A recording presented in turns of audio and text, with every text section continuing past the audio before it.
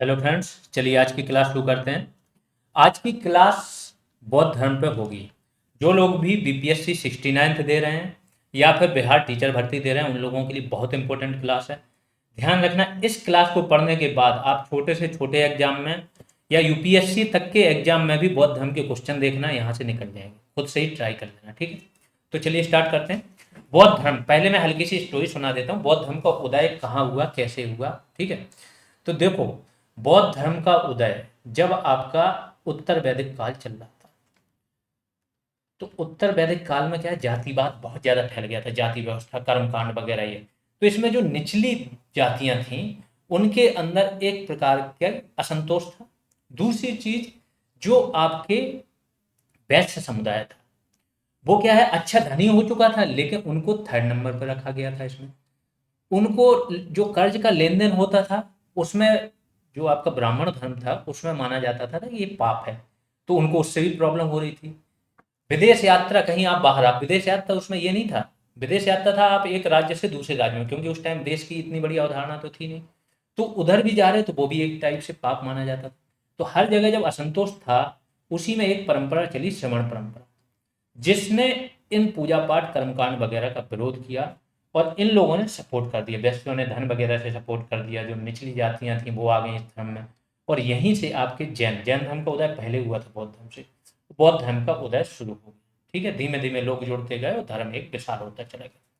तो बौद्ध धर्म के बारे में पढ़ते हैं। गौतम बुद्ध के बारे में सब लोग जानते हैं, उन्हीं के बारे में बात हो रही। इनका बचपन का नाम सिद्धार्थ था। 29 वर्ष की आयु में, सारे फैक्ट प्लस स्टोरी आपको यहाँ मिल जाएगी। 29 वर्ष की आयु में क्या है, रात्रि के समय ये अपने घोड़े कंथक और सारथी छंदक, इन दो के साथ इन्होंने गृह त्याग कर दिया। जब इनके साथ गृह त्याग करेंगे तो इसको क्या बोला जाएगा, महाविनिष्क्रमण, ठीक है। आगे चलते हैं। जन्म कहाँ हुआ था इनका, कपिलवस्तु में।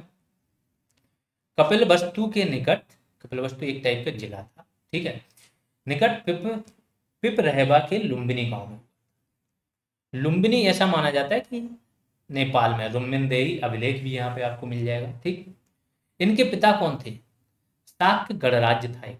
तो शाक्य कुल के राजा शुद्धोधन इनके पिता थे। माता कौन थी, कोली, ये भी एक गणराज्य था। कोली कुल के कौशल की राजकुमारी महामाया देवी, ये इनकी माता थी। लेकिन माता की इनकी मृत्यु तुरंत ही इनके जन्म के जस्ट बाद हो गई थी। तो इनका पालन पोषण किसने किया, इनकी मौसी थी प्रजापति गौतमी, और ये इनकी सौतेली माँ भी थी, इन्होंने इनका पालन पोषण किया। आगे चल के आप देखोगे, यही इनकी प्रथम महिला, जब संघ में महिलाओं को प्रवेश दे दिया जाएगा, तो प्रथम महिला भी यही होंगी जो संघ में प्रवेश करेंगी। इनका जन्म कब हुआ, तो जन्म देखो, इनके जन्म के बारे में दो दो डेट्स आती है। तो हम जो सबसे प्रमाणित है वो मान रहे हैं चीनी साहित्य, क्योंकि चीन में बौद्ध धर्म का प्रसार हो गया था अच्छा खासा। चीनी साहित्य के अनुसार 563 ईसा पूर्व में इनका जन्म हुआ, और मृत्यु हुई 483 ईसा पूर्व। ईसा पूर्व में उल्टा चलता है, ईसा के पहले की बातें चल रही हैं, ठीक है, बिफोर क्राइस्ट। 80 वर्ष की आयु तक ये जीवित रहे। जैसे ही इनका जन्म हुआ और कुछ समय बाद एक काल देवल नामक ब्राह्मण थे, इन्होंने भविष्यवाणी कर क्या की कि यह बालक सन्यासी बनेगा। जैसे सन्यासी बनने की, या तो सन्यासी बनेगा या बहुत प्रतापी राजा होगा, दो तरीके की इन्होंने बोली। लेकिन सन्यासी पे ज्यादा जोर दिया। जब सन्यासी पे जोर दिया तो इनके पिता ने क्या किया कि घर के अंदर इनको विलासता के सारे साधन संसाधन उपलब्ध करा दिए। जल्दी इनकी शादी भी करा दी, जिससे कि ये बाहर की चीजों में लिप्त ही ना हो पाए, ठीक। विवाह इनका 16 वर्ष की आयु में करा दिया। किससे कराया, शाक्यगढ़ की राजकुमारी थी यशोधरा, जिनको क्या बोला जाता है, बिंबा, गोपा या भद्रकच्छा, ये भी बोला जाता है, ये इन्हीं के नेम थे। इनसे हुआ। पुत्र प्राप्ति कब हुई इनको, 29 वर्ष की आयु में इनको पुत्र प्राप्ति हुई, और नाम रखा इन्होंने राहुल। तो एक बार ये शहर भ्रमण कर रहे थे। जब शहर भ्रमण कर रहे थे तो ये क्या देखेंगे, एक वृद्ध व्यक्ति को देखेंगे, एक रोगी को देखेंगे, एक मृत व्यक्ति को देखेंगे, और एक सन्यासी को देखेंगे। ये किस कहाँ पे लिखा हुआ है, दीर्घ निकाय ये चीज बताता है। दीर्घ निकाय है, लघु निकाय है, मध्यम निकाय है, ठीक है, अंगुत्तर निकाय है। तो ये सारे निकाय हैं बौद्ध ग्रंथ, आएंगे अभी बाद में, ठीक है। तो इसमें क्या बताया गया कि भ्रमण के दौरान 4 व्यक्ति को देखेंगे तो ये बड़े निराश हो जाएंगे। और जब सन्यासी को देखेंगे, ठीक है, 3 को देख के निराश होंगे। सन्यासी को देखेंगे कि एक सिंगल पसली दुबला पतला आदमी फकीर जैसा है, लेकिन ये बहुत खुश है। तो ये अपने जो सारथी था उससे पूछते हैं, तो वो बताता है सन्यासी, इसको दुनिया भर की टेंशन नहीं है, कोई मोह माया से विरक्त हो चुका, इसलिए खुश है। यहीं से बुद्ध का हृदय परिवर्तन। अब एक फैक्ट ये बनता है कि इनका जन्म, मृत्यु और ज्ञान की प्राप्ति तीनों कब हुई? वैशाख पूर्णिमा को हुई। इसलिए ये वैशाख पूर्णिमा का दिन बौद्ध धर्म में बहुत महत्वपूर्ण है। आगे चलते हैं, ये वीडियो काफी लंबा होने वाला है क्योंकि हम लोग हर चीज की डिटेल में जाएंगे। गृह त्याग की घटना आषाढ़ पूर्णिमा के दिन हुई थी। इसमें एक चीज आपको एक्स्ट्रा करनी है कि किसको, जैसे जब ये गर्भ में थे तो इनको किससे वो किया गया? कमल से, है ना। इसके बाद जब ये यौवन था तो उसको सांड से इसको बोला गया। महाविनिष्क्रमण का संकेत क्या था? महापरिनिर्वाण का संकेत क्या था? ये सारी चीजें आप एक बार देख लेना, या अगर ये देखना है तो एंशियंट हिस्ट्री की क्लास एक और पढ़िए, उसमें भी बहुत टाइम पढ़ा, क्योंकि कुछ फैक्ट्स ऐसे थे बहुत ज़्यादा लंबा हो रहा था, तो वो हमने सोचा कि पहले आपको पढ़ा चुके हैं। प्ले लिस्ट देखना इसी चैनल पे मिल जाएगी, बाकी सारी चीज़ें यहाँ कवर है, ठीक है। आषाढ़ पूर्णिमा के दिन हुई थी। बुद्ध ने अनोमा नदी के किनारे प्रवज्या संन्यास धारण किया। ध्यान रखना, संन्यास अलग चीज है, ज्ञान इनको अलग नदी के किनारे प्राप्त होगा, वो अभी बताएंगे, ठीक है। अब ये जो संन्यास को क्या बोला जाता है? प्रवज्या, ये धारण किया इन्होंने। इनको दो गुरु मिलते हैं, एक अलार कलाम मिलते हैं जो सांख्य दर्शन के विद्वान थे, ठीक है, वैशाली में मिले इनको। आगे चल के राजगृह में इनको रुद्रक रामपुत्र मिले, लेकिन इनकी जो शिक्षाएं होंगी इनसे संतुष्ट नहीं होते, संतुष्ट नहीं होते हैं, तो ये इनको छोड़ के आगे बढ़ जाते हैं।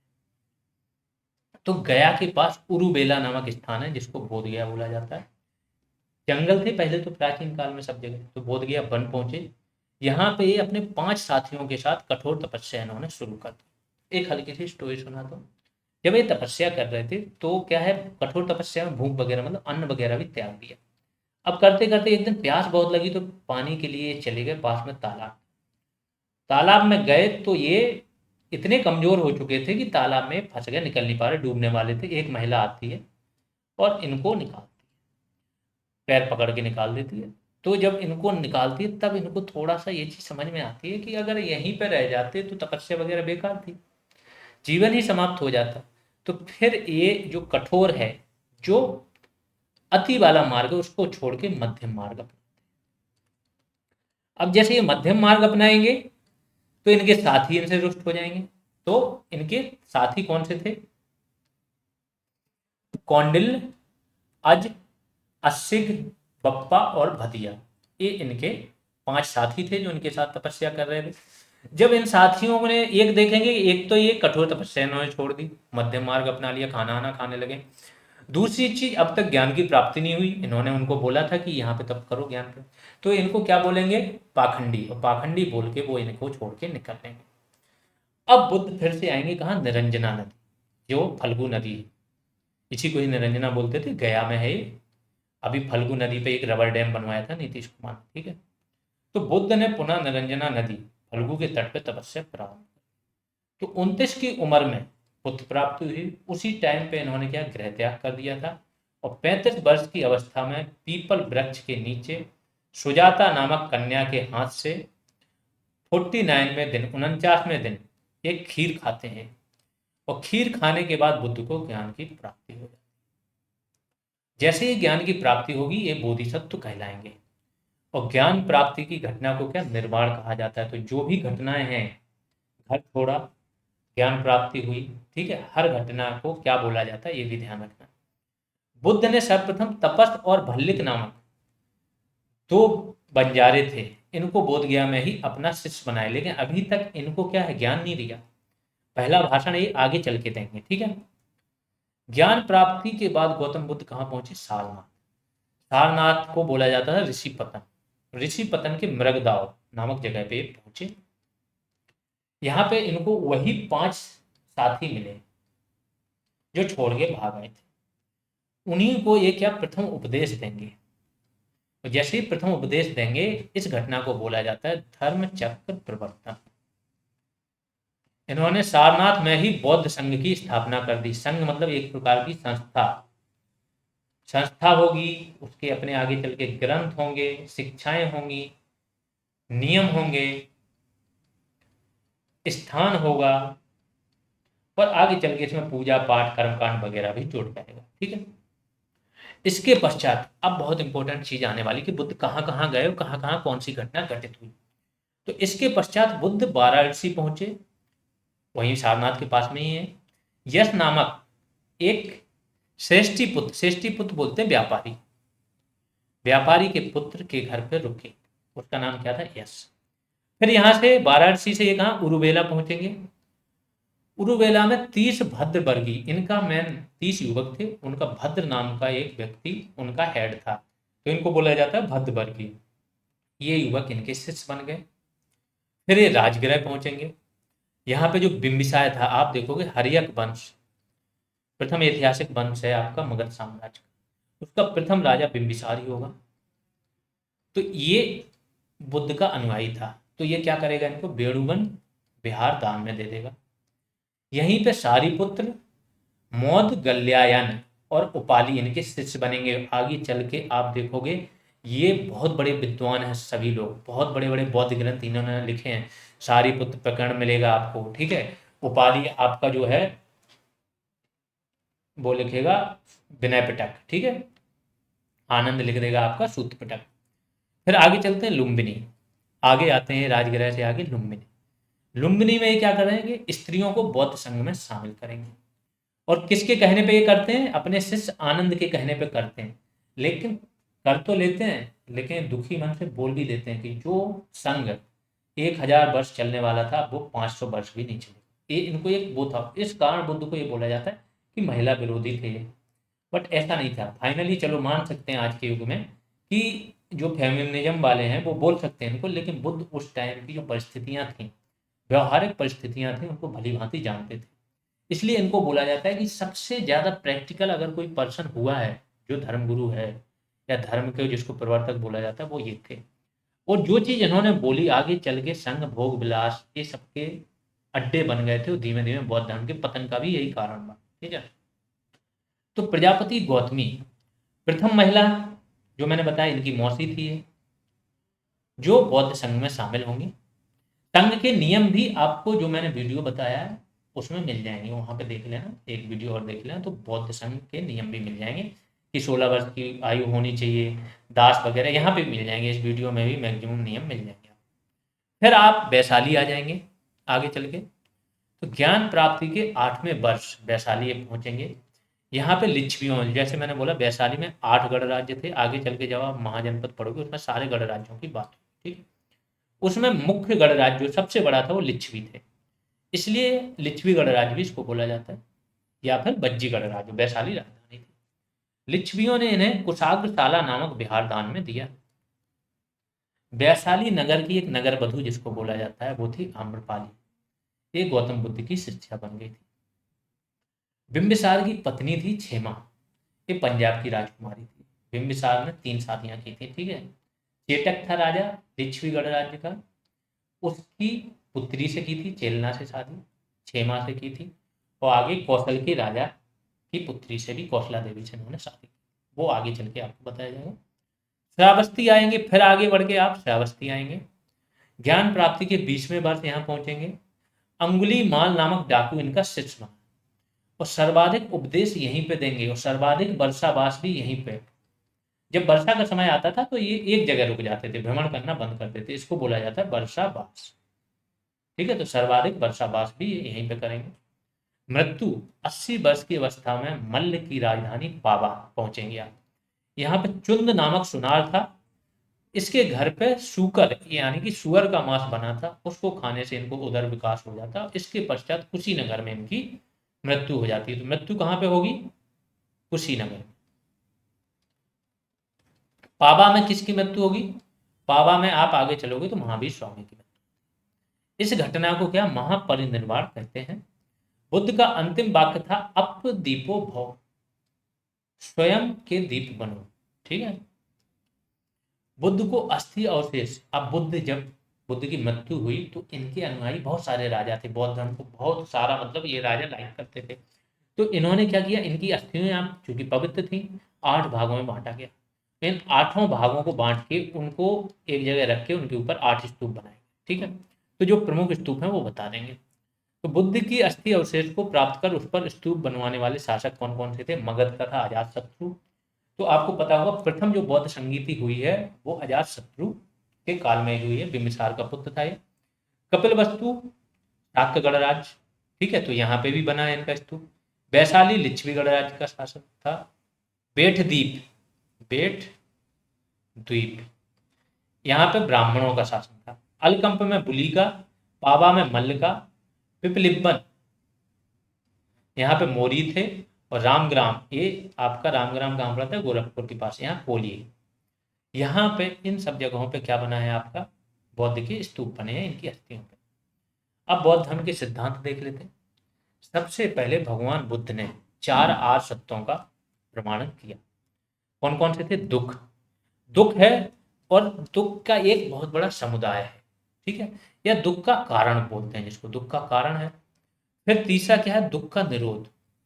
तो फिर दुख का कारण जब होगा तो दुख का कुछ ना कुछ दूर करना, दूर भी होता होगा, तो दुख निरोध मतलब दुख दूर करना। और फिर दुख निरोध गामिनी प्रतिपदा, दुख निरोध करने के साधन, ठीक है। ये 4 इनके आर्षत्व हैं।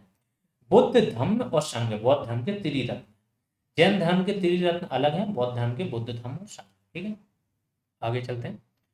दुखों का नाश करने हेतु अष्टांगिक मार्गों का इन्होंने प्रतिपादन किया। अष्टांगिक मार्ग देख लीजिए क्या है। सबसे पहले सम्यक दृष्टि। सम्यक दृष्टि मतलब ऐसी दृष्टि होनी चाहिए जिससे आप सत्य और असत्य में पहचान कर पाओ। सम्यक संकल्प, इच्छा तथा हिंसा से रहित संकल्प होना चाहिए। मतलब आपने कोई संकल्प लिया ये करें, तो उसमें आपकी तृष्णाएं नहीं होनी चाहिए और हिंसा भी नहीं होनी चाहिए। अहिंसा तो जैन और बौद्ध धर्म का एक प्रमुख साधन है। सम्यक वाक, वाणी मतलब सत्य और मृदुभाषी होना चाहिए, विनम्र होनी चाहिए। सम्यक कर्मा मतलब कार्य जो आप करो वो सही होना चाहिए।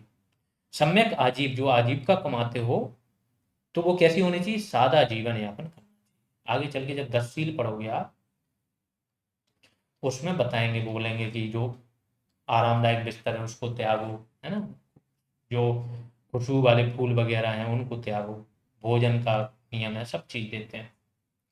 फिर है सम्यक व्यायाम, सही दिशा में व्यायाम मतलब यहाँ पे योग वगैरह नहीं, एक्सरसाइज नहीं है, कर्म है। व्यायाम मतलब जो आप आजीविका के लिए या समाज के लिए कर रहे हो तो कर्म होना चाहिए सही दिशा में। सम्यक स्मृति, इसका मतलब है भली भांति याद रखना, सजग रहना, ठीक है, तो कर्मों के प्रति सजग रहना। और सम्यक समाधि, आखिरी क्या है? समाधि मतलब एकाग्रचित्त होना, आत्मा को उसमें लगा देना ध्यान में। फिर अष्टांगिक मार्ग पर चलने के लिए बुद्ध ने 10 सील बनाए, 10 ऐसे नियम बनाए जिनमें से 5 नियम तो सबको फॉलो करने थे, और अगले 5 जो थे, ये 5 तो सबको करने हैं, और अगले 5 किसको करने थे? आपको, जो बौद्ध भिक्षु थे। तो टोटल बौद्ध भिक्षुओं को 10 नियम करने थे, और जो गृहस्थ वगैरह थे उनको कितने करने थे? 5 नियम। तो सत्य, अहिंसा, अस्तेय, अपरिग्रह और ब्रह्मचर्य, ये नियम सबको फॉलो करने थे। व्यभिचार नहीं करना, है ना, पर स्त्री गमन वगैरह। मदपान, शराब का सेवन नहीं करना। अस्तेय का मतलब समझते हैं आप क्या होता है? चोरी। अपरिग्रह का मतलब क्या होता है? भंडारण, मतलब जरूरत से ज्यादा चीजों का भंडारण, संचित करना, ठीक है। ये भी एक रीजन था कि क्या हुआ था कि जो आपके ब्राह्मण धर्म था, जिसको हिंदू धर्म उस टाइम का बोलो, उत्तर वैदिक काल में क्या हुआ कि कुछ लोग बड़े अमीर, जो अमीर थे वो बहुत अमीर रह गए, जो गरीब थे वो, तो बाकी लोग ये सोचे थे कोई ऐसा धर्म हो जिसमें ये सब जो संपत्ति का संचय है वो खत्म ही हो जाए। तो इसने भी आकर्षित किया था लोगों को। हिंसा बहुत हो रही थी, बलि वगैरह बहुत दी जा रही थी पशुओं की, और पशुओं की कमी कृषि में पड़ रही थी। तो वो लोग ये चाह रहे थे कि कोई ऐसा हो जो अहिंसा पे बल दे, तो वो भी यहाँ पे उनका समाधान हो गया। नाच गाना से बचना चाहिए, असमय भोजन नहीं करना चाहिए, सुखप्रद बिस्तर का त्याग करना चाहिए। ये सारे 10 शील थे। ऊपर के 5 सभी के लिए अनिवार्य थे, तथा शेष 5 सिर्फ बौद्ध भिक्षुओं के लिए थे, ठीक है। आगे चलते हैं। दुख के कारण, एक शब्द आता है प्रतीत समुत्पाद, इसको बोला जाता है कार्य कारण संबंध। ये बहुत ही वैज्ञानिक सिद्धांत है कि कोई भी चीज हो रही, कोई भी घटना हो रही, कार्य हो रहा, उसका कोई ना कोई कारण होता है। यही प्रतीत समुत्पाद का मतलब हुआ कि दुख के कारणों को प्रतीत समुत्पाद कहा जाता है, जिसमें 12 चक्र होते हैं, 12 निदान इसको बोला जाता है। अब बुद्ध धर्म की कुछ विचारधारा थी, वो क्या थी? अनीश्वरवादी थी, ईश्वर में बिल्कुल विश्वास नहीं रखते थे। कर्म कांडों की, पूजा पाठ की, बहुदेववाद की इन्होंने आलोचना की। ठीक है, तो कर्म कांडों की आलोचना करी। पुनर्जन्म में बौद्ध धर्म को सबसे ज्यादा नास्तिक धर्म बोला जाता है। जैन धर्म थोड़ा कम नास्तिक। पुनर्जन्म में तो विश्वास था, लेकिन आत्मा को इन्होंने मानना बंद कर दिया। तो पहला ऐसा था, जैन धर्म आत्मा को मानता है, लेकिन बौद्ध धर्म ने बोल दिया कि हम आत्मा को नहीं मानते। तो ये आपके उपनिषदों पे भी प्रहार था, वेदों पे तो था ही प्रहार। ठीक है, आप पुनर्जन्म में कैसे विश्वास करेंगे जब आत्मा नहीं है? तो ये बोलते थे कि किसी व्यक्ति की अगर तृष्णाएं रह गई हैं, उसकी तृष्णाएं खत्म नहीं हुई, तो उसका पुनर्जन्म उन तृष्णाओं को पूरा करने के लिए होता है। फिर अब किसने इसको संरक्षण दिया? कनिष्क थे, हर्षवर्धन थे, पाल शासक थे, इन सब ने क्या महायान शाखा को संरक्षण दिया। तीसरी तथा चौथी सदी आते आते, ठीक है, 600 ईसा पूर्व में क्या हो रहा? उदय हो रहा है इस धर्म का है? और यहाँ से शुरुआत हुई श्रमण परंपरा की। फिर आप जाओगे कि 500 ईसा पूर्व तक इनका उदय हो गया। ठीक, और ये तीसरे से चौथी सदी आते आते इनका पतन भी शुरू हो गया। पतन का कारण क्या था? मठों में भ्रष्टाचार और नैतिक पतन हो गया। जो लोग, जिस वजह से बौद्ध धर्म का उदय हुआ था कि जो एक प्राकृत भाषा का उपयोग करेंगे, प्राकृत भाषा आमजन की थी, और बाकी जो आपके वैदिक काल में और ग्रंथ थे वो, या जो ब्राह्मण वगैरह यूज करते थे, वो संस्कृत का यूज करते थे। तो संस्कृत आम लोगों को समझ में नहीं आती थी, तो आमजन की भाषा में बाद में ये लोग संस्कृत पर शिफ्ट हो जाएंगे। तो जो जो चीज को लेके इसके प्रति लोगों में आकर्षण बढ़ा था, वही चीजें इन्होंने बाद में नकार। अब कुछ बौद्ध संगीतियां हुई हैं जिनसे क्वेश्चन आते हैं, हर एग्जाम में आते हैं, वो देख लीजिए। प्रथम कब हुई? 483 ईसा पूर्व में, इनकी मृत्यु के जस्ट बाद। राजगृह की सप्तपर्णी गुफा में हुई है। शासक इस टाइम कौन था? अजातशत्रु, बिंबिसार का पुत्र। अध्यक्ष कौन थे इसके संगीति के? महाकश्यप। और कार्य क्या हुआ यहाँ पे? शुद्ध पिटक, शुद्ध पिटक तथा विनय पिटक का संकलन हुआ इसमें। द्वितीय बौद्ध संगीति 383 ईसा पूर्व, 100 साल बाद। कहाँ हुई? वैशाली में। हर चीज याद रखना है, सन, स्थान, शासक, अध्यक्ष और काल। शासक कालाशोक थे, अध्यक्ष सर्वकामी था, कार क्या था? बौद्ध संघ जो है तो उसमें विभक्त हो गया। एक स्थविर जो एकदम बौद्ध की शिक्षाओं को मानते थे और बहुत ज्यादा रूढ़िवादी थे। महासंघिक, आगे चल के ये महायान बनेंगे और ये हीनयान बनेंगे, इसमें विभाजन हो गया। तृतीय बौद्ध संगीति 249 ईसा पूर्व। स्थान कहाँ? पाटलिपुत्र। शासक अशोक। इस टाइम अशोक ने और लोगों को धमकी भी दी थी, आटविकों को, कि बौद्ध संघ में फूट डालने वालों को माफ नहीं किया जाएगा। ठीक है, अध्यक्ष कौन थे इसके? मोगली पुत्र तिस। कार क्या था? अभिधम्म पिटक का संकलन हुआ है इसमें। चतुर्थ संगीति देख लेते हैं, और किसने? मोगली पुत्र तिस ने ही किया है। चतुर्थ बौद्ध संगीति 95 ईस्वी में हुई। ठीक, कहीं कहीं 98 ईस्वी में दिया रहता है, इसको देख लेना थोड़ा। कहाँ हुई? कश्मीर में कुंडलवन नामक जगह पे। शासक कौन था? कनिष्क। अध्यक्ष कौन थे? वसुमित्र। और उपाध्यक्ष कौन थे? अश्वघोष। अश्वघोष को बौद्ध ने, इसने, कनिष्क ने क्या किया था? पेशावर पे हमला किया था, बौद्ध का भिक्षा पात्र और अश्वघोष को लेके आया था वहां से, मतलब विद्वानों को संरक्षण देता था। इसमें कार्य क्या हुआ? हीनयान, बौद्ध धर्म दो उसमें बट गया संप्रदायों में, हीनयान और महायान। महायान थोड़े लिबरल थे, आगे चल को आप देखोगे, और ये एकदम रूढ़िवादी थे, जो बौद्ध की शिक्षाएं उन पे ही रहते थे। यहाँ पे मूर्ति पूजा वगैरह भी शुरू हो जाएगी। बौद्ध साहित्य देख लेते हैं, त्रिपिटक है इनके, शुद्ध पिटक, विनय पिटक और अभिधम्म पिटक। शुद्ध पिटक क्या है? गौतम बुद्ध की शिक्षाएं तथा धर्मोपदेश इसमें संकलित हैं, मतलब इसके बड़े दीर्घ उपदेश हैं इसमें, सीधी बात है।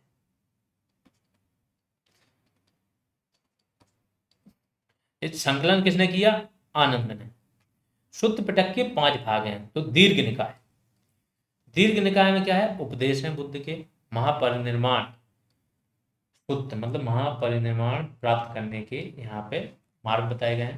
अष्टांगिक मार्ग का भी वर्णन है इसमें दीर्घ निकाय में, और यहाँ पे भी बड़े उपदेश हैं।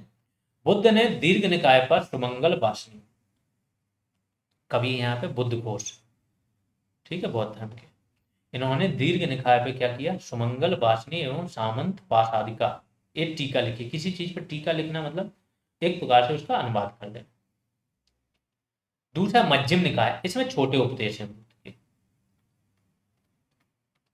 संयुक्त निकाय में दोनों की बात हुई है, ठीक है। खुद्दक निकाय में बौद्ध धर्म, भगवान बुद्ध की पूर्व जन्म की कथा है।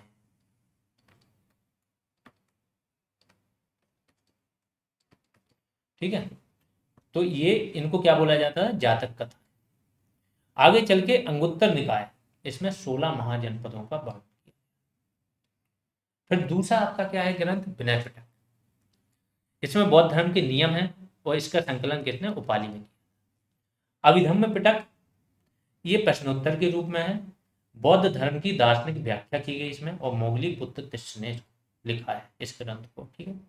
अन्य साहित्य है जो इंपॉर्टेंट है, यहाँ से पूछा जाता है। मिलिंद पन्नो, भिक्षु नागसेन थे एक, और एक यवन शासक था मिनांडर। तो इनसे इनका एक प्रकार से जो होता है ना, वो क्वेश्चन पूछ रहे थे मिलिंद, और ये आंसर दे रहे थे। इस तरीके बात संवाद वाला इसमें वर्णन है। और पाली में है ये। विशुद्धि मग्ग है, इसकी विशुद्धि मग्ग की रचना किसने की, बुद्ध घोष ने। इसमें दार्शनिक विवरण है। निदान काठा, इसकी भी रचना बुद्ध घोष ने की, पाली भाषा में। बुद्ध की एकमात्र जीवनी यही है, निदान काठा। अभिधम्म कोश, वो पिटक था, एक कोश है, वसुबंधु, इन्होंने इसकी रचना की, और इसमें काल के बारे में, मतलब डेट्स के बारे में जानकारी दी रहती है, सन। तो हम बुद्ध के काल का जानकारी यहीं से मिल जाती है। सुदर्भ पुंडरिक, इसकी भी रचना किसने की है, वसुबंधु ने। फिर अगला आता है प्रज्ञा पारमिता, इसकी रचना किसने की, नागार्जुन ने। और शून्यवाद का सिद्धांत भी इन्होंने दिया था, पारे का आविष्कार भी इन्होंने किया था, ध्यान रखिएगा। जिसको और डिटेल में चाहिए वो जाके वो वीडियो और देख सकता है, तो उसमें कुछ पॉइंट 95% चीजें यही मिल जाएंगी, कुछ पॉइंट एक्स्ट्रा मिल जाएंगे, ठीक है। अकुतो माया किसने लिखी, नागार्जुन ने। फिर ललित विस्तार विभाषा सूत्र किसने, वसुमित्र ने। बुद्ध चरित्र सौंदरानंद अश्वघोष ने लिखी। फिर दीपवंश महावंश, इस सिंगली भाषा में, श्रीलंका की भाषा है। और दिव्यावदान आपकी नेपाली साहित्य, नेपाली भाषा में, ठीक है। ये सारे बौद्ध ग्रंथ। बौद्ध संप्रदाय, बौद्ध धर्म अनेक संप्रदायों में बट गया था। तो क्या है, पहला स्थिरबिर, स्थिरबिर, इनको थेरवादी बोला जाता है। थेरवाद आपको बताएं, अभी म्यांमार में थेरवाद ज्यादा फैला है। तो जो रोहिंग्या हैं इनको भगाया वहां से, या हिंसा हो रही थी, तो थेरवाद का, एक तो थेरवाद वाले इनको भगा रहे थे, दूसरा चीज इनका एक कोई धर्मगुरु था, वो बहुत हिंसक भाषण दे रहे थे, बहुत फेमस हुए थे। हीन संघिक भी बोला जाता है। प्रवर्तक कौन थे इसके, महाकच्चायन। फिर महासंघिक या सर्वास्तिवादी, प्रवर्तक कौन थे, महाकश्यप। और फिर हीनयान और महायान तो आपको पता है। बौद्ध संघ में प्रवेश के कुछ नियम थे। तो नियम में किन किन लोगों को मना किया गया था, निषेधाज्ञा वाले नियम कौन से थे, कि अगर 15 वर्ष से कम आयु है आपकी, तो आपका प्रवेश केवल आपके जो पेरेंट्स हैं उनकी आज्ञा पर हो। चोर है कोई व्यक्ति, हत्यारा है, ऋणी है, सेवक है राजा, सैनिक है, रोगी है, तो इनको संघ में प्रवेश नहीं दिया जाता। महिलाओं को भी शुरुआत में नहीं देते, ठीक है। यहाँ पे आपका बौद्ध धर्म बहुत अच्छे से खत्म हो चुका है। जैन धर्म पे भी आएगा। जैन धर्म में हम केवल वो बातें करेंगे जो उस क्लास में नहीं दी गई हैं, ठीक है, कुछ एक्स्ट्रा पॉजिटिव पॉइंट। फिर हम महाजनपद को बहुत ज़्यादा डिटेल में करेंगे। महाजनपद आ जाएगा आपका, फिर मौर्य साम्राज्य वगैरह करके मुगल साम्राज्य, और धीमे धीमे करके बिहार की जितनी हिस्ट्री है, ज्योग्राफी है, वो हम आपकी अच्छे से करा देंगे, मतलब बिहार जीके अच्छे से करा देंगे। अगर बिहार जीके के साथ आप करंट करना चाहें तो इसी चैनल पे सारे वीडियो आपके बिहार स्पेशल करंट पड़ा हुआ है। इसके बाद साइंस के भी, बेसिक साइंस के भी सारे वीडियोज पड़े हैं, वो भी आप यहाँ से कवर कर सकते हो। फिर क्या रह गया आपका, इंडिया का जीके रह गया, जो जीएस जिसको बोलते हैं, जनरल स्टडीज। अगर आपको पढ़नी है तो इनमें से आप कोई भी बैच ज्वाइन कर सकते हो, आर का ये, वहाँ पे आपको बहुत डिटेल में सब्जेक्ट वाइज मिल जाएगा। या फिर किसी पॉलिटी और ज्योग्राफी करना चाहते हो तो अलग से उसका बैच है। ये बैचेज की फीस है। और अगर कंबाइंड बैच आप ज्वाइन करना चाहते हो जिसमें तीनों का कंटेंट मिल जाएगा, तो वो ये बैच है। कहाँ मिलेगा, जीएस रिवॉल्यूशन नामक ऐप आपको प्ले स्टोर से डाउनलोड करना पड़ेगा। कोई क्वेरी है तो आप यूट्यूब चैनल पे भी बोल सकते हो कमेंट सेक्शन में, या इस नंबर पे कांटेक्ट कर सकते हो। अभी के लिए इतना ही, धन्यवाद।